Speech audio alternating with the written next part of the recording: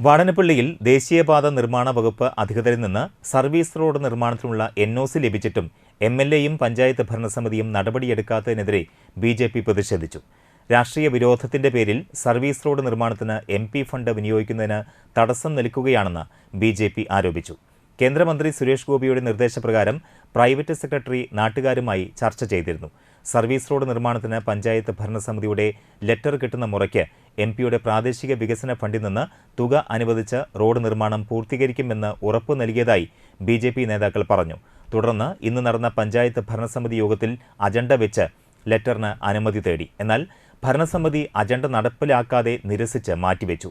LDF ഭരണസമിതിയുടെയും MLAയുടെയും ജനദ്രോഹ നയങ്ങൾക്കെതിരെ ശക്തമായ സമരപരിപാടികളുമായി BJP നേതൃത്വം മുന്നോട്ടു പോകുമെന്ന് BJP നേതാക്കൾ അറിയിച്ചു.